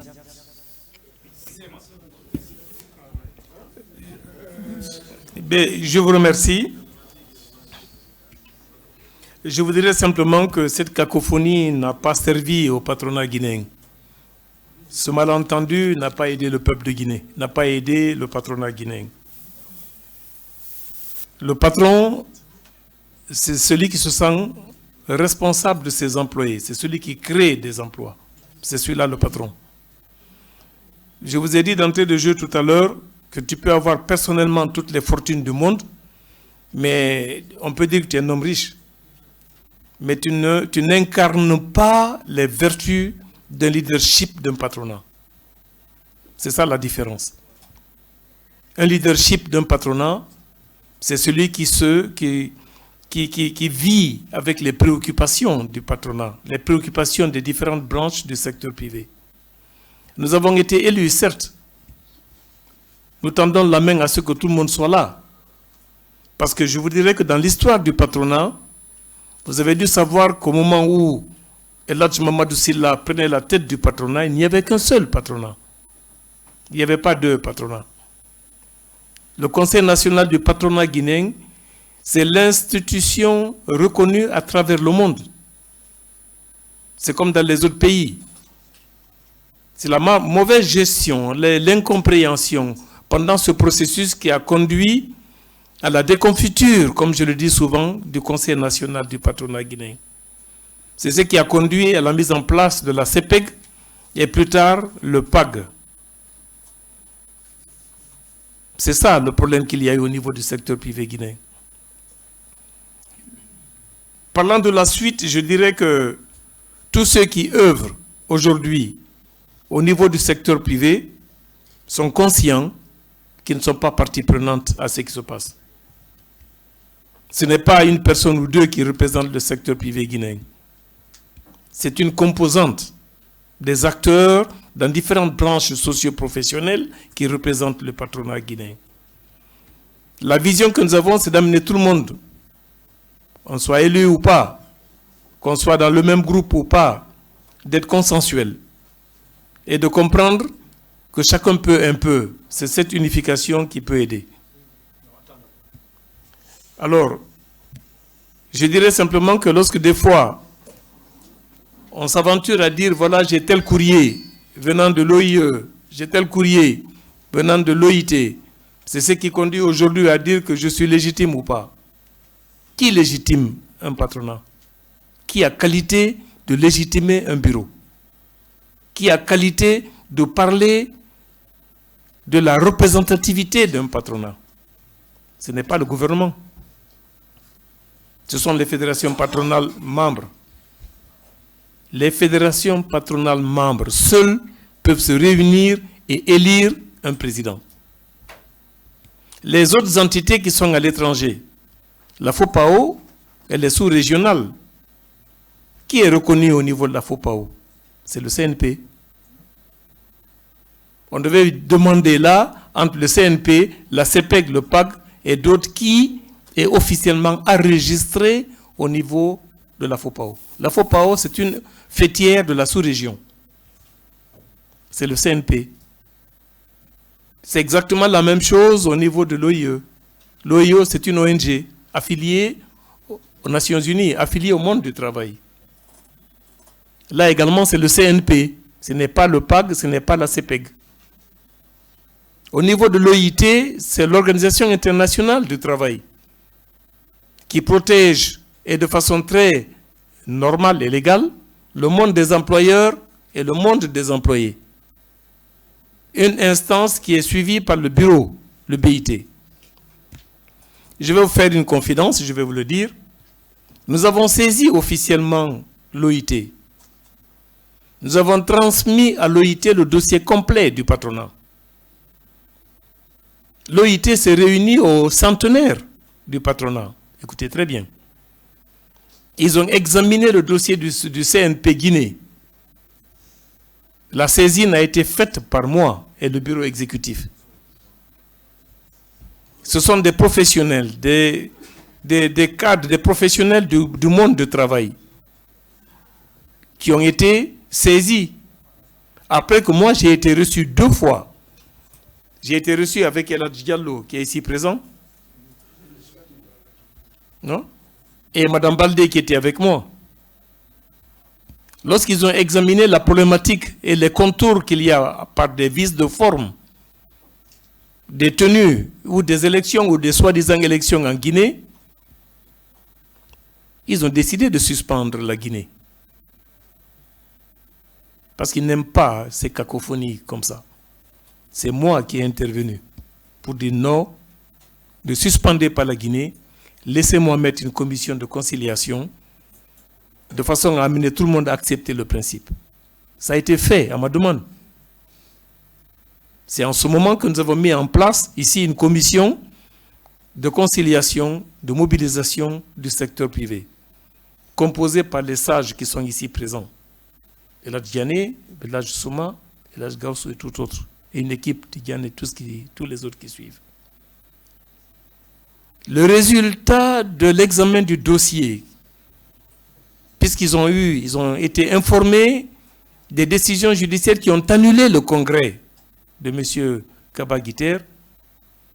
Ce n'était même pas un congrès, c'était une réunion, une assemblée.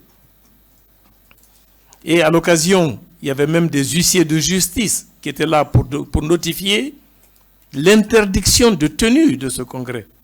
Il y avait des huissiers de justice dehors. J'étais là.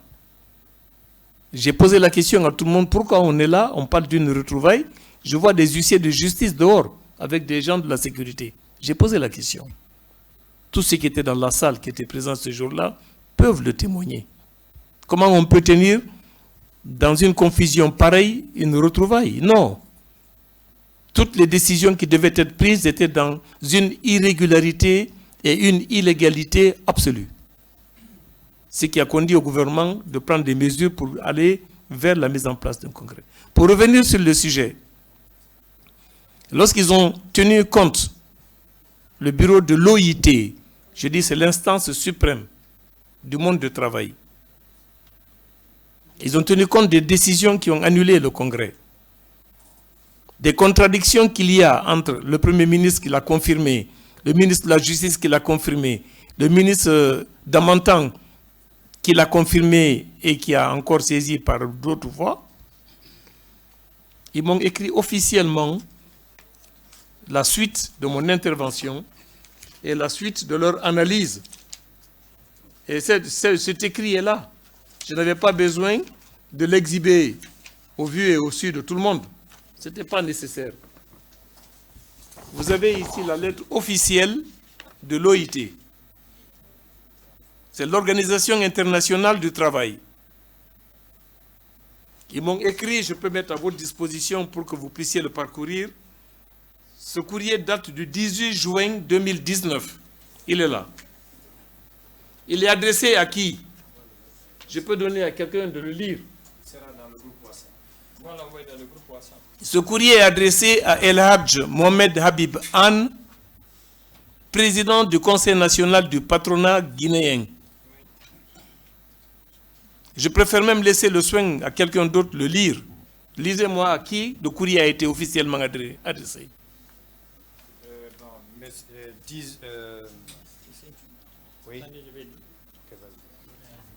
Monsieur Elhadj Mohamed Habib Anne, président du Conseil national du patronat guinéen, cité chemin de fer, immeuble Kindia, premier étage, commune de Kaloum, Conakry, République de Guinée, Genève le 18 juin 2019. Voilà.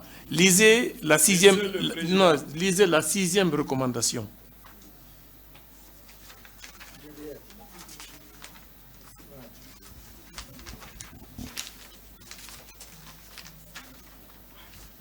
Monsieur le Président du CNP Guinée, Elhadj Mohamed Habib Anne, devrait tout mettre en œuvre pour aplanir les divergences afin de parvenir à un seul bureau exécutif, pour ensuite faire face aux injonctions externes, aux violations de la part du gouvernement ou autres partenaires.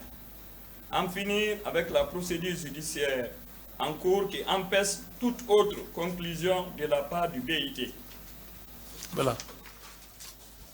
Donc je n'avais pas besoin d'exhiber ce courrier, je me suis mis à la tâche et je me suis dit que nous sommes tous des Guinéens, nous devons arriver à nous comprendre. Le deuxième élément que je vais vous dire, après le congrès électif, pourquoi on est en train de parler de 2 bureaux? Pour votre information, la presse. Lorsqu'il y a eu le congrès électif qui nous a élus au Palais du Peuple, après le congrès, nous avons reçu les félicitations du PAG. Le PAG était représenté. Nous avons reçu les félicitations de la présidente de la CEPEG, Adja Nyouma. Nous avons reçu les félicitations de M. Sékou Cissé, un candidat malheureusement qui n'était pas là. Et c'est à la suite de ça, 3 mois après, un protocole d'accord a été signé entre M. Kaba Guiter et Sékou Cissé. 3-4 mois après, l'élection du bureau exécutif au Palais du Peuple. Voilà le protocole d'accord.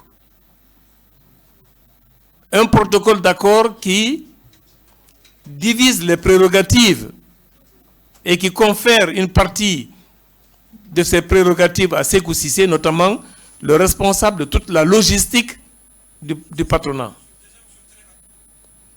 Et par la même occasion, confère à Kaba Giter la présidence. Voilà le protocole d'accord qui s'est signé, qui a été signé 3-4 mois après, qui a provoqué, si vous voulez, le bicéphalisme au niveau du patronat. Une convention comme ça n'engage pas le Conseil national du patronat guinéen.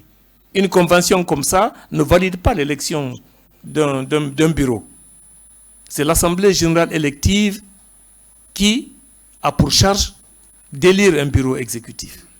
Et lorsqu'il y a un bureau exécutif, seule l'Assemblée générale du patronat peut défaire ou modifier ou changer les prérogatives de qui que ce soit.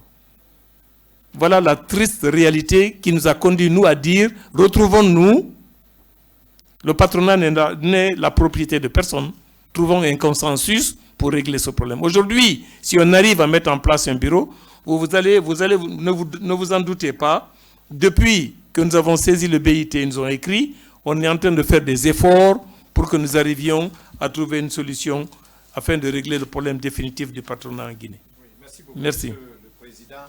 Nous allons donner la parole à Afrique Quotidien et demander à Guinée 7/7 de se préparer, le populaire également.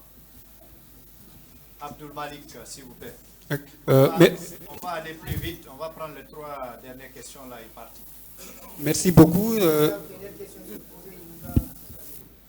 Oui, oui, j'avais 2 questions, mais la première, c'était par rapport à ce bicéphalisme à la tête du CNP Guinée, quelle était l'entité reconnue, mais j'ai vu que c'est vous, le CNP, dont vous dirigez.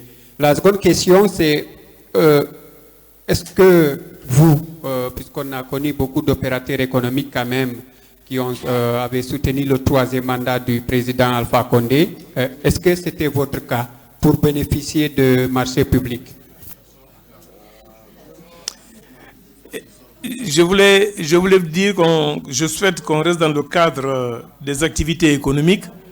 Ça, c'est des activités politiques. Mais je vous dirais que moi, je n'ai participé à aucun mouvement politique.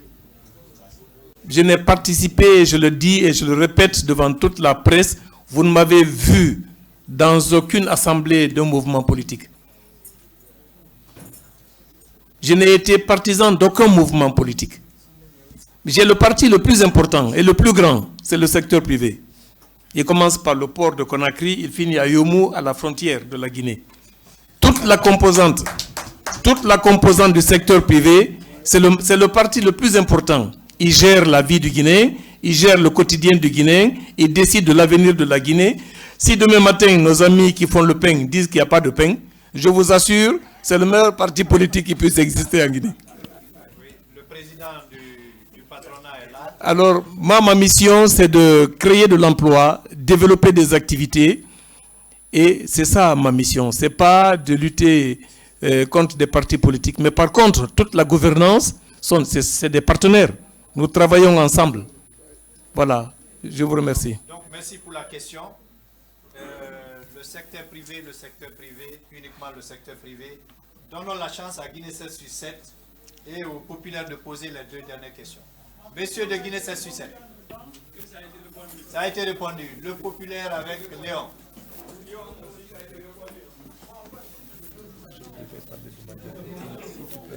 C'est bon? Ah d'accord, donc la toute dernière question. La toute dernière question. Merci de poser votre question, monsieur Léon.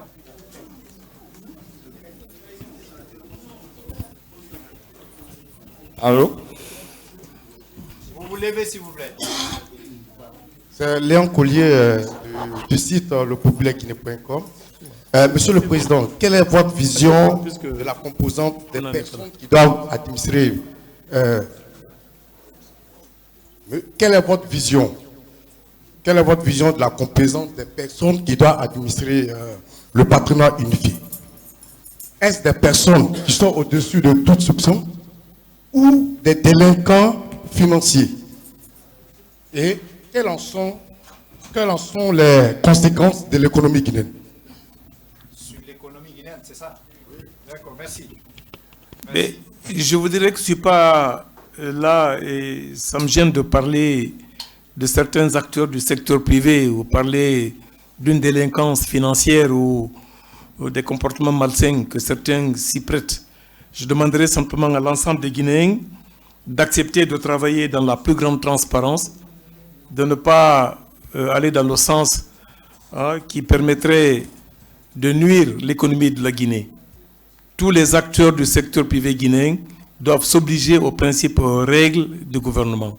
Et ils doivent être respectueux de tout ce qui est lié à la fiscalité, au règlement des impôts, au règlement des droits et des obligations liées aux activités socio-professionnelles.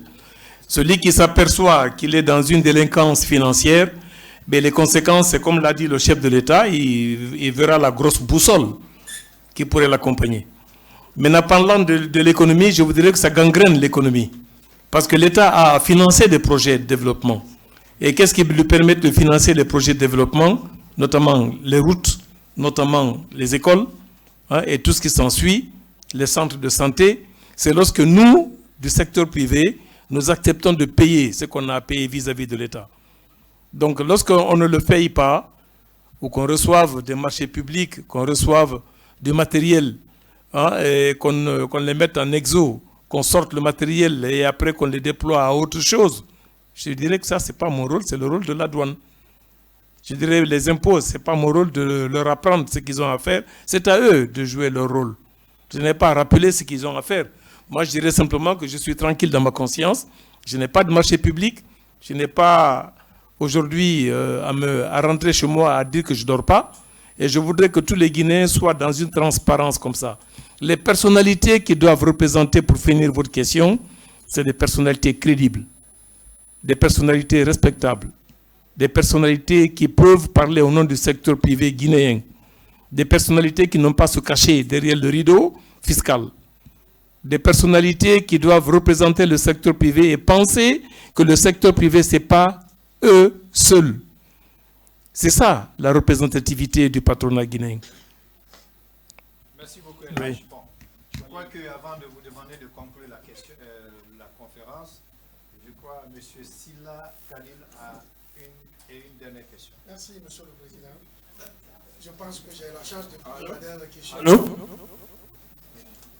Je disais merci, Monsieur le Président. J'ai la chance de poser la dernière question de cette conférence de presse. Quel est votre avis par rapport à ceux qui se servent de l'ethnie pour avoir des intérêts égoïstes? Merci. Pour leurs intérêts égoïstes. Par rapport à ceux qui se servent de leur ethnie pour leurs intérêts égoïstes.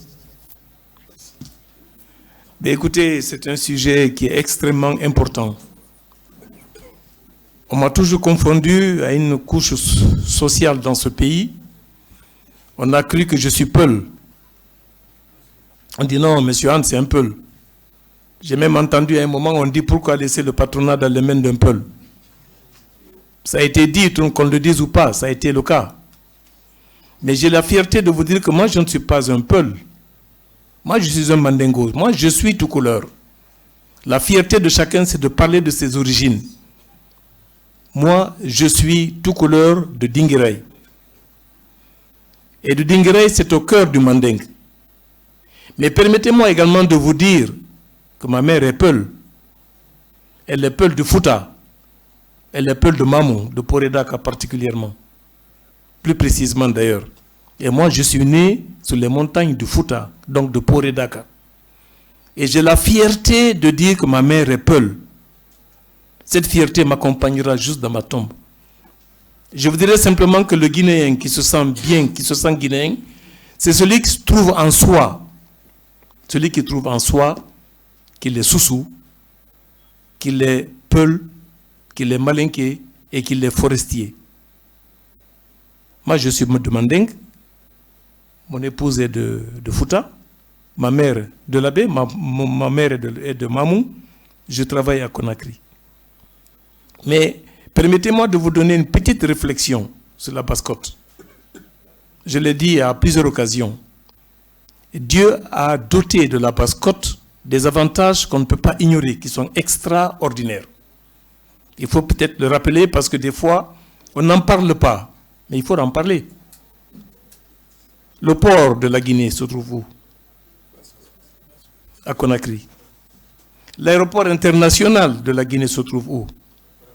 À Conakry. La présidence de la Guinée se trouve où? À Conakry. L'Assemblée nationale siège où? À Conakry. Les grands hôpitaux, l'hôpital d'Onka se trouve où? À Conakry. Je ne parlerai pas de la morgue parce que ça, il y en a partout. Je ne veux pas évoquer ce sujet.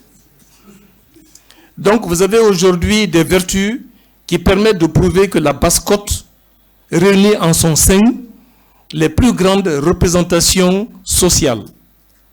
Ce qui doit conduire aux sources de savoir qui doivent accueillir la Guinée tout entière, toutes les couches confondues. Et que ceux qui sont du Manding, ou ceux qui parlent de moi, ou qui viennent de la Haute-Guinée, lorsqu'ils se retrouvent à Conakry, qui se sentent chez eux, qui ne disent pas que je suis malinqué, je suis en Basse-Côte. Que les peuples ne disent pas j'ai quitté le Fouta pour aller à Kankan ou à Zérékoré. Ils sont chez eux.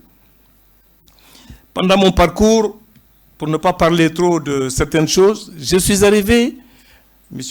Diabaté, ici présent, le sait, lors du forum qui s'est tenu à Montpellier. On a parlé de bonnes nouvelles d'Afrique. Je suis arrivé à négocier des jumelages. Le jumelage de Montpellier au Fouta, particulièrement Dalaba. Parce qu'à Dalaba, il y a la première maison des colons qui se trouve à Dalaba. Donc j'ai demandé de changer la vision. C'est un peu plus politisé, certes, mais du secteur privé, mais que les Guinéens disent oui, nous avons reçu ces atouts, il faut les valoriser maintenant. On a pensé à la même chose entre Bofa et Miami. On est en train de voir également comment valoriser le tourisme, en parlant un peu des sites négriers qui sont à Bofa. Vous avez les vertus en Haute-Guinée.